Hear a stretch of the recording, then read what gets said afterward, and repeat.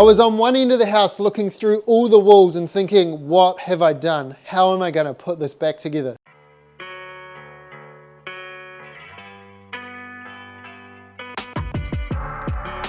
Stick around, we're going to show you the finished product and how we came up with the ideas to that. First, let's talk about the changes we made to the house. It was a 1960s classic Kiwi weatherboard house. We knew that it needed work. It was designed for how they lived in the 60s, very isolated rooms. Even little things like in all the bedrooms, the doors swung the wrong way into the room and unnecessarily ate up floor space. The kitchen was a hallway pretty much. How the heck does a kitchen have 4 doorways? Where is there any room for a bench? So obviously we wanted to change some of those things, and that's what we focused on at design phase. We moved some things around, we rejigged it. We actually managed to, in the end, turn a 3-bedroom home into a 4-bedroom home, and we did it without extending out the 4 walls.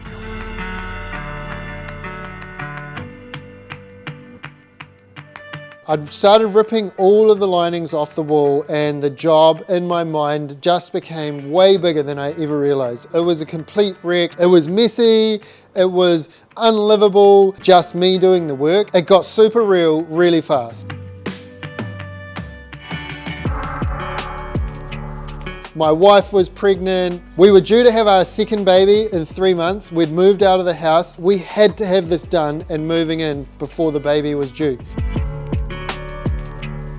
I was nervous and overwhelmed, and I suppose just like the sheer amount of work ahead of me was daunting. Theoretically, I knew how to put it all back together. At that stage, I'd been qualified for about a year, but everywhere you looked, there was something to do, there was a job, there was something that needed fixing, and you couldn't just put the old back on the new. You had to work with all the old framing. There's a knack to making an old house look new again.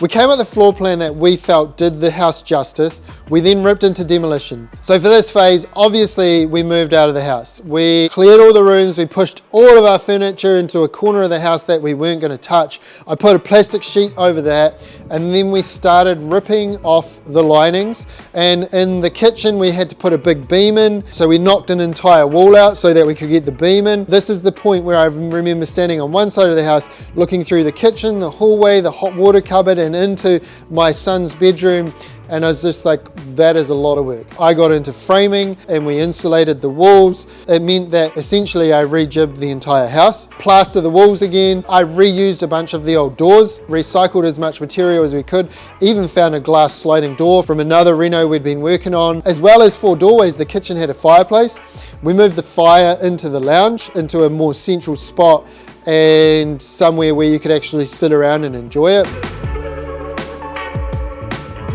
I then put in all the doors, did all the finishing trim, reused as many skirtings and architraves as I could, pulling out all the nails, sanding them back, putting them on, filling them up. We painted it, sanded back the floors myself. That was part of the good bones that we could see when we bought the house. So it was real satisfying to rip up the old carpet and sand those floors back, polish them, and just have a floor that people would pay thousands of dollars for that was already there. We put carpet in the rooms, but in the bathroom, in the hallway, in the kitchen, in the lounge, we sanded it back. I polyurethaned it myself.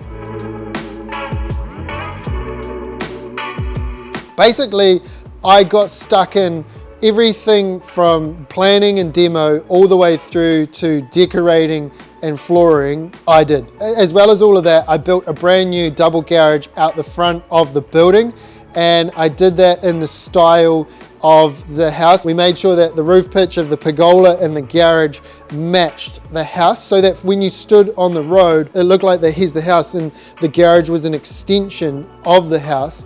Matched the same weatherboard profile, even the spacings matched, similar timber facings and box windows, again reusing old materials.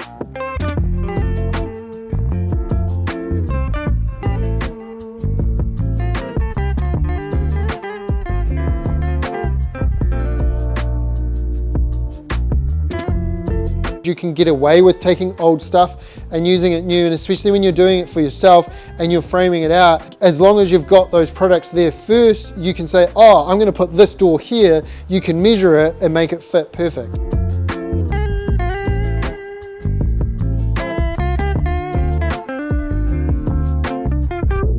I suppose it's really easy to underestimate how much work you can do when it's in a normal Monday to Friday working team environment. And then when you're going and doing it on your own house, and you're not only the builder, but you're the manager, and you've got to live there and you've got to make the decisions, it's just like, yeah, it's like I'm wearing all the hats at once, and then there's a. So I had that oh crap moment where I was standing there looking through all the framing thinking, what have I done? I was like, oh crap, I've wrecked my house. And obviously I put it back together and we moved back in and we've sold it. It was a successful reno.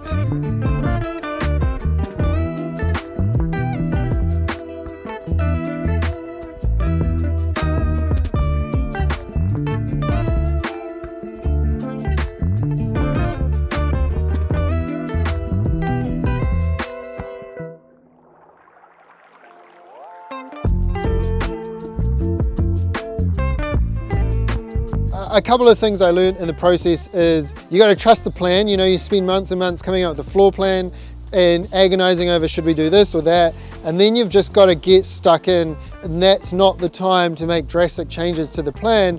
That's the time to do one thing after the other. When you're looking in every direction, there's a job to do.